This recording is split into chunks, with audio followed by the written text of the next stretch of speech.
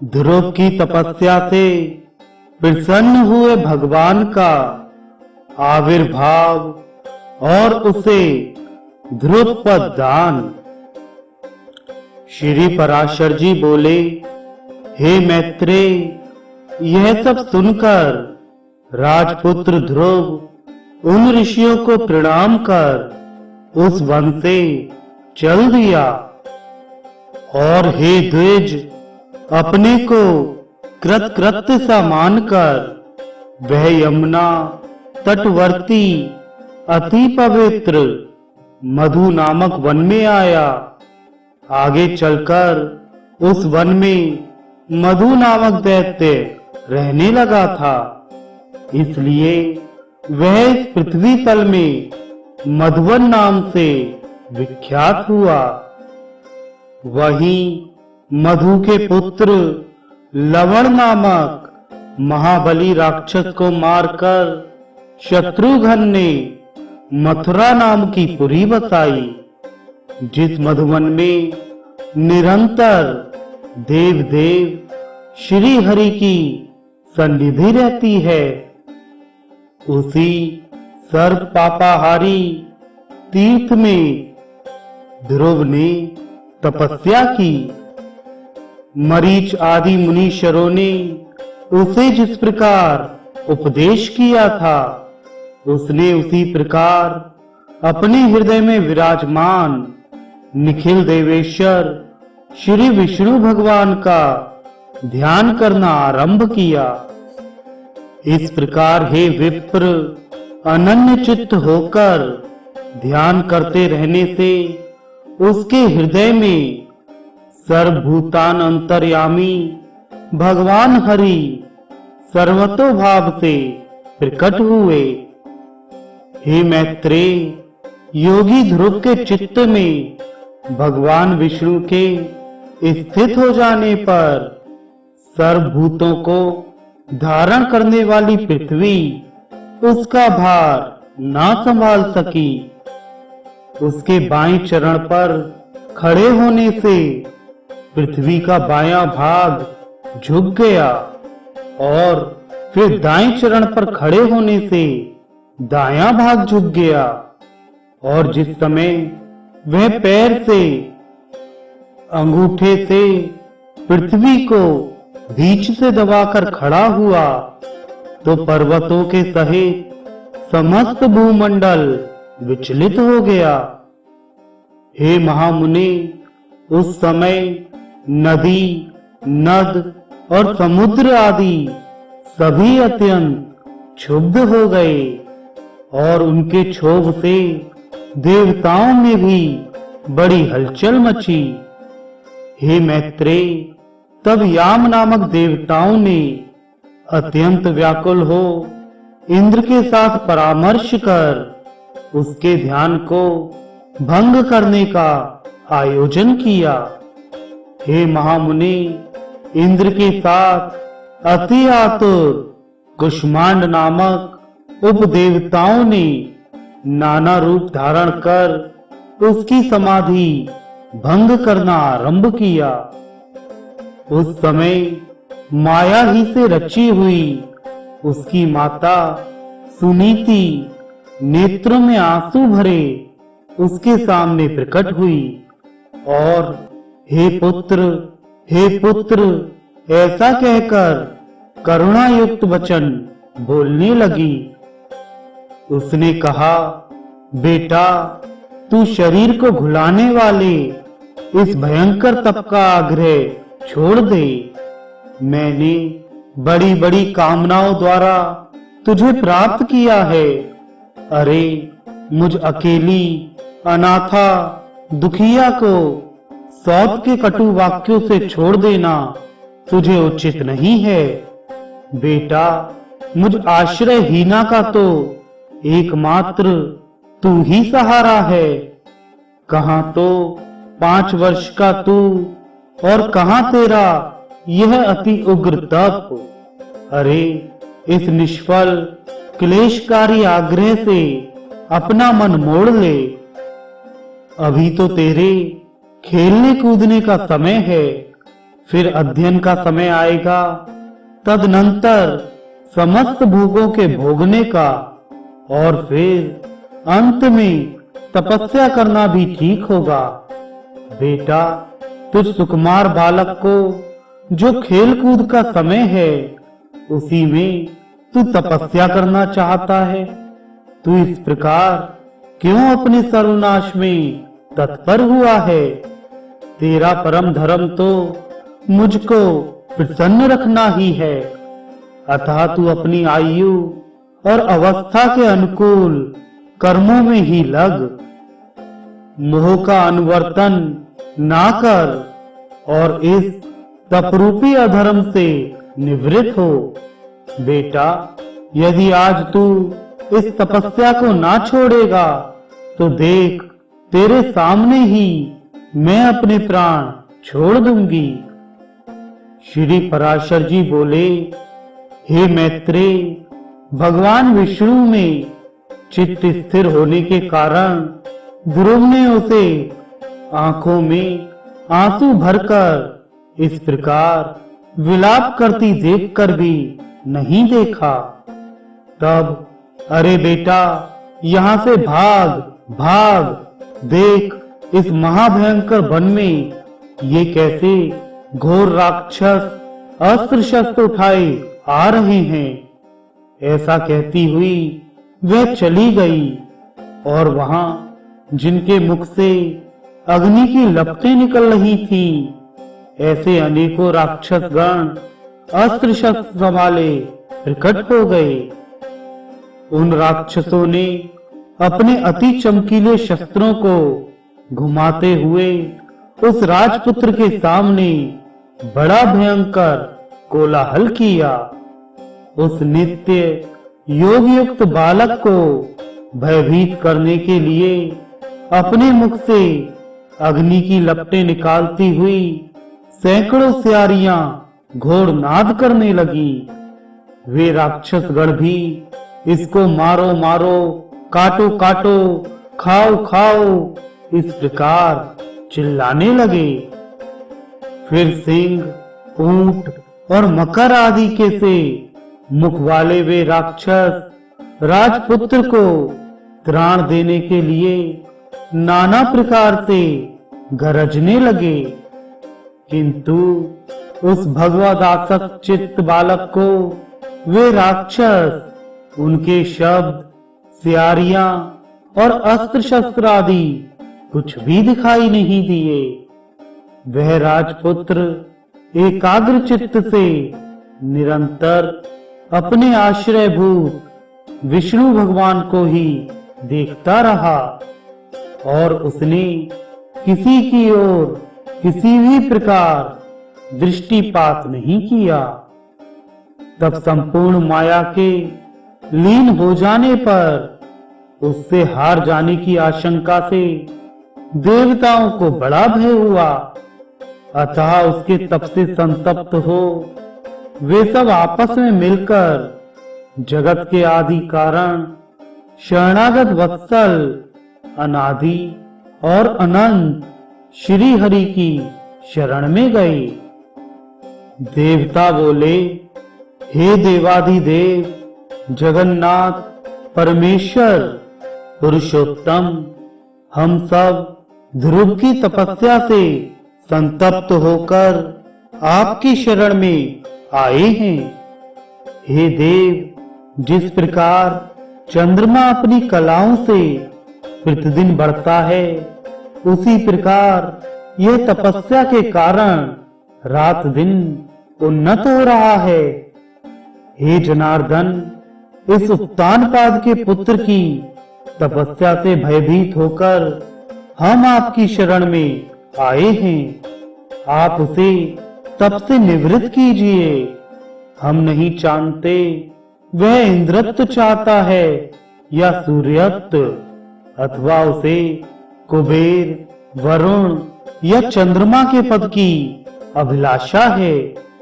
अतः हे ईश, आप हम पर प्रसन्न होइए और इस उत्तानपाद के पुत्र को तप से निवृत्त करके हमारे हृदय का कांटा निकालिए। श्री भगवान बोले, हे सुरगण, उसे इंद्र, सूर्य, वरुण अथवा कुबेर आदि किसी के पद की अभिलाषा नहीं है। उसकी जो कुछ इच्छा है वह मैं सब पूर्ण करूंगा। हे देवगण, तुम निश्चिंत होकर इच्छानुसार अपने अपने स्थानों को जाओ। मैं तपस्या में लगे हुए उस बालक को निवृत्त करता हूँ।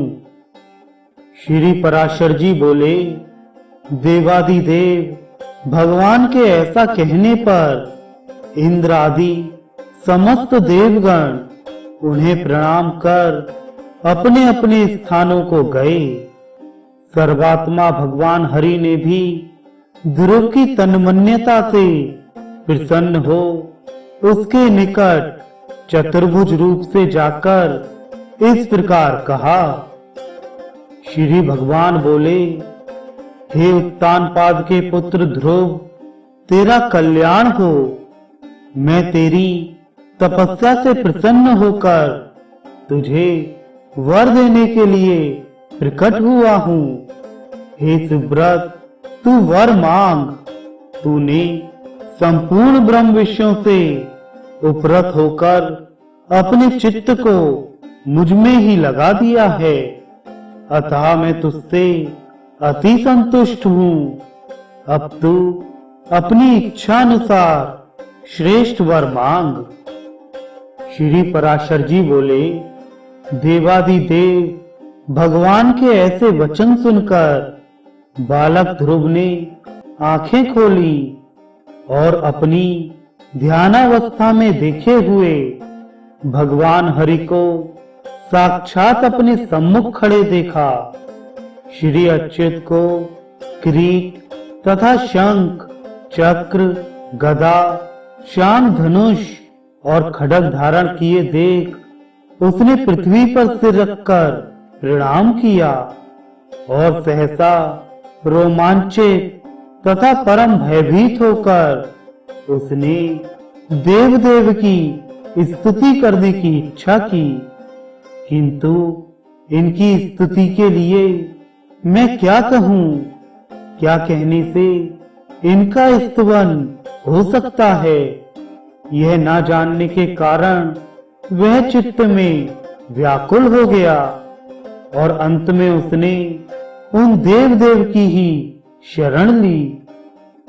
ध्रुव ने कहा, भगवान, आप यदि मेरी तपस्या से संतुष्ट हैं तो मैं आपकी स्तुति करना चाहता हूँ। आप मुझे यही वर दीजिए जिससे मैं स्तुति कर सकूं। हे देव, जिनकी गति ब्रह्मा आदि वेदज्ञ जन भी नहीं जानते, उन्हीं आपका मैं बालक कैसे स्तवन कर सकता हूँ? किंतु हे परम प्रभो, आपकी भक्ति से द्रवीभूत हुआ मेरा चित्त आपके चरणों की स्तुति करने में प्रवृत्त हो रहा है, अतः आप इसे उसके लिए बुद्धि प्रदान कीजिए। श्री पराशर जी बोले, हे द्विजवर्य, तब जगतपति श्री गोविंद ने अपने सामने हाथ जोड़े खड़े हुए उस उत्तानपाद के पुत्र को अपने वेदमय शंख के अंत भाग से छू दिया। तब तो एक क्षण में ही वह राजकुमार प्रसन्न मुख से अति विनीत हो सर्वभूताष्ठान श्री अच्युत की स्तुति करने लगा। ध्रुव बोले, पृथ्वी, जल, अग्नि, वायु, आकाश, मन, बुद्धि, अहंकार और मूल प्रकृति, वे सब जिनके रूप हैं, उन भगवान को मैं नमस्कार करता हूँ, जो अति शुद्ध, सूक्ष्म, सर्वव्यापक और प्रधान से भी परे हैं। वह पुरुष जिनका रूप है उन गुण भोक्ता परम पुरुष को मैं नमस्कार करता हूँ।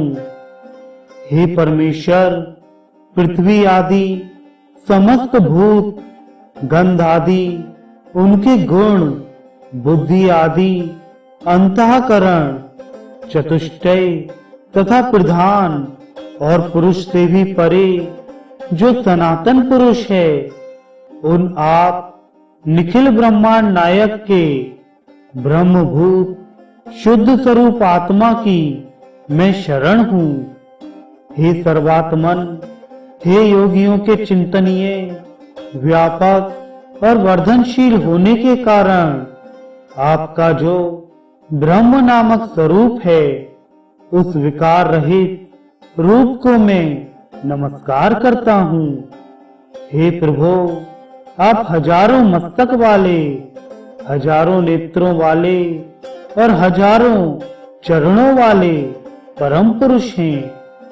आप सर्वत्र व्याप्त हैं और पृथ्वी आदि आवरणों के सहित संपूर्ण ब्रह्मांड को व्याप्त कर 10 गुण महाप्रमाण से स्थित हैं।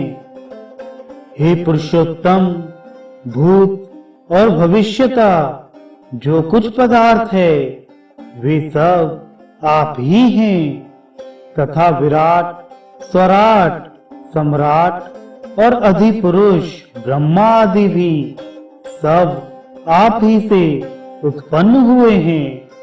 वे ही आप इस पृथ्वी के नीचे ऊपर और इधर उधर सब ओर बढ़े हुए हैं। यह संपूर्ण जगत आप ही से उत्पन्न हुआ है तथा आप ही से भूत और भविष्य हुए हैं। यह संपूर्ण जगत आपके स्वरूप भूत ब्रह्मांड के अंतर्गत है। फिर आपके अंतर्गत होने की बात ही क्या है, जिसमें सभी पुरोडाशों का हवन होता है। वह यज्ञ, दधि और घृत तथा ग्राम्य और वन्य 2 प्रकार के पशु आप ही से उत्पन्न हुए हैं। आप ही से ऋक्, साम और गायत्री आदि छंद प्रकट हुए हैं। आप ही से यजुर्वेद का प्रादुर्भाव हुआ है और आप ही से अश्व तथा एक और दांत वाले महिष आदि जीव उत्पन्न हुए हैं। आप ही से गौओं, बकरियों, भेड़ों और मृगों की उत्पत्ति हुई है। आप ही के मुख से ब्राह्मण, बाहुओं से क्षत्रिय, जंघाओं से वैश्य और चरणों से शूद्र प्रकट हुए हैं तथा आप ही के नेत्रों से सूर्य, प्राण से वायु, मन से चंद्रमा, नासारंध्र से प्राण, मुख से अग्नि, नाभि से आकाश, सिर से स्वर्ग, श्रोत्र से दिशाएं और चरणों से पृथ्वी आदि उत्पन्न हुए हैं। इस प्रकार हे प्रभु, यह संपूर्ण जगत आप ही से प्रकट हुआ है। जिस प्रकार नन्हे से बीज में बड़ा भारी वट वृक्ष रहता है, उसी प्रकार प्रलय काल में यह संपूर्ण जगत बीज स्वरूप आप ही में लीन रहता है। जिस प्रकार बीज से अंकुर रूप में प्रकट हुआ वट वृक्ष बढ़कर अत्यंत विस्तार वाला हो जाता है, उसी प्रकार सृष्टि काल में यह जगत आप ही से प्रकट होकर फैल जाता है। हे ईश्वर, जिस प्रकार केले का पौधा छिलके और पत्तों से अलग दिखाई नहीं देता, उसी प्रकार जगत आपसे पृथक नहीं है। वह आप ही में स्थित देखा जाता है। सबके आधारभूत आप में हृदनी और संधनी संबित अभिन्न रूप से रहती है। आप में आह्लाद या ताप देने वाली, सात्विकी या तामसी अथवा राजसी कोई भी संबित नहीं है, क्योंकि आप निर्गुण हैं।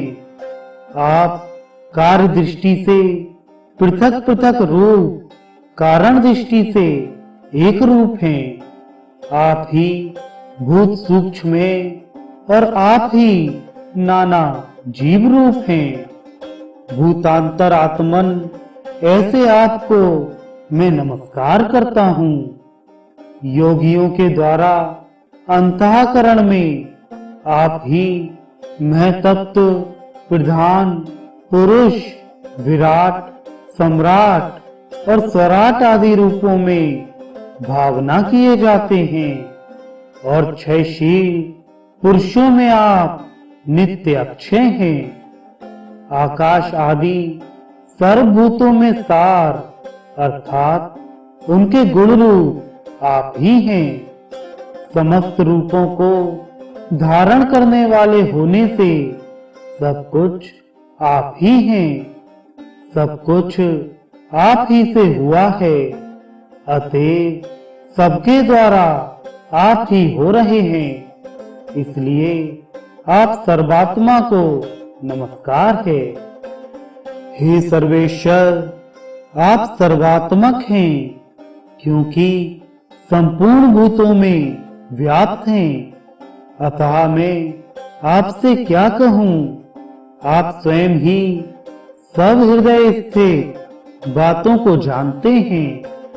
हे सर्वात्मन, हे सर्वभूतेश्वर, हे सब भूतों के आदि स्थान, आप सर्वभूत रूप से सभी प्राणियों के मनोरथों को जानते हैं। हे नाथ, मेरा जो कुछ मनोरथ था वह तो आपने सफल कर दिया, और हे जगतपते, मेरी तपस्या भी सफल हो गई, क्योंकि मुझे आपका साक्षात दर्शन हुआ। श्री भगवान बोले, हे ध्रुव, तुमको मेरा साक्षात दर्शन प्राप्त हुआ, इससे अवश्य ही तेरी तपस्या तो सफल हो गई। परंतु हे राजकुमार, मेरा दर्शन भी तो कभी निष्फल नहीं होता। इसलिए तुझको जिस वर की इच्छा हो वह मांग ले। मेरा दर्शन हो जाने पर पुरुष को सभी कुछ प्राप्त हो सकता है। ध्रुव बोले, हे भूत भव्येश्वर भगवान, आप सभी के अंतःकरणों में विराजमान हैं। हे ब्रह्मांड, मेरे मन की जो कुछ अभिलाषा है वह क्या आपसे छिपी हुई है? तो भी हे देवेश्वर, मैं दुर्विनीत जिस अति दुर्लभ वस्तु की हृदय से इच्छा करता हूँ, उसे आपकी आज्ञा अनुसार आपके प्रति निवेदन करूंगा। हे समस्त संसार को रचने वाले परमेश्वर, आपके प्रसन्न होने पर संसार में क्या दुर्लभ है। इंद्र भी आपके कृपा कटाक्ष के फलस्वरूप से ही त्रिलोकी को भोगता है।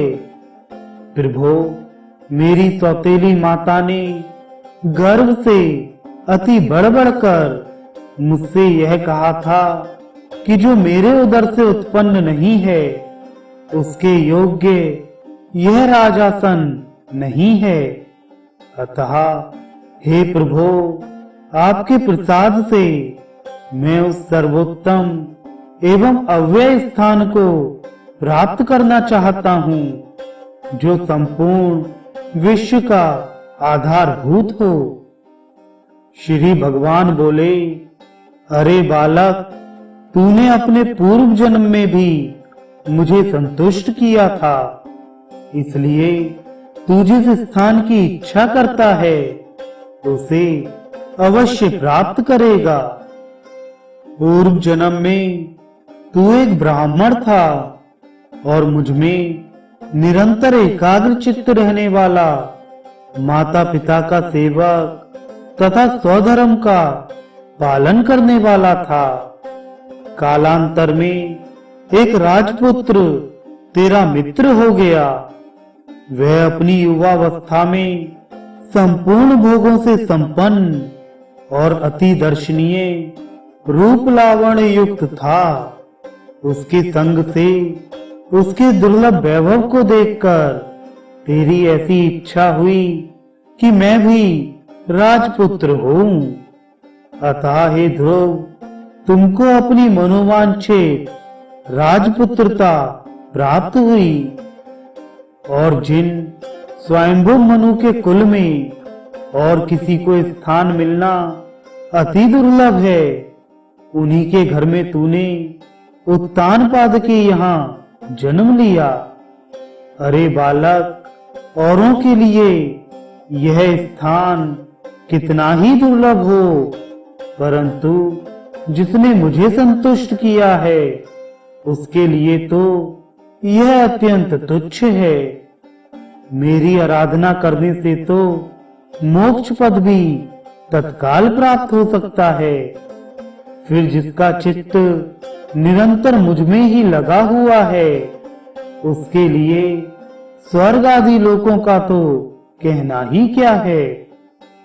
हे ध्रुव, मेरी कृपा से तू निसंदेह उस स्थान में जो त्रिलोकी में सबसे उत्कृष्ट है, संपूर्ण ग्रह और तारामंडल का आश्रय बनेगा।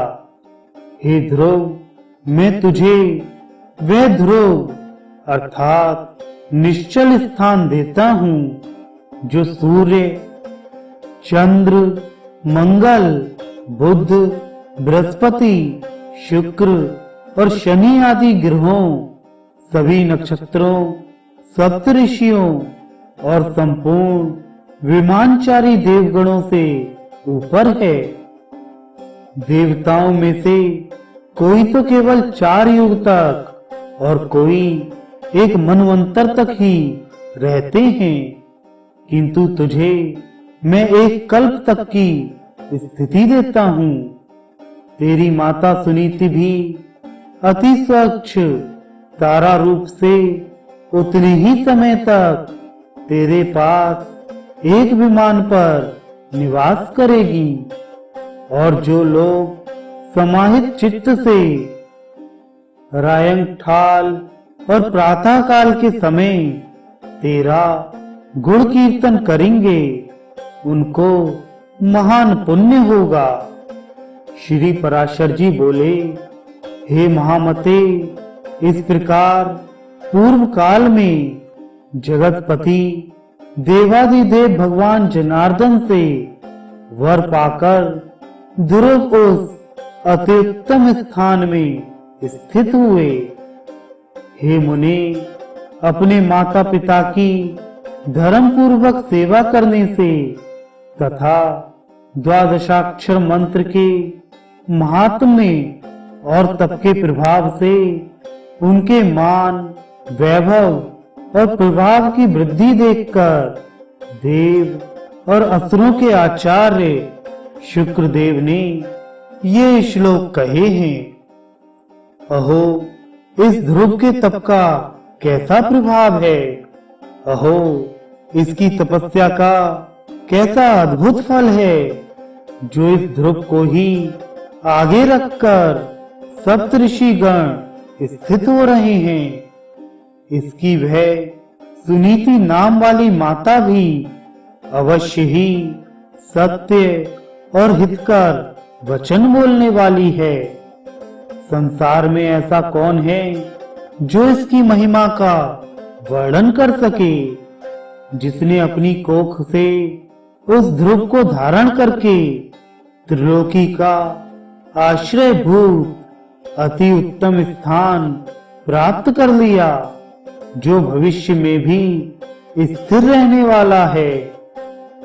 जो व्यक्ति ध्रुव के दिव्य लोक प्राप्ति के प्रसंग का कीर्तन करता है, वह सब पापों से मुक्त होकर स्वर्गलोक में पूजित होता है।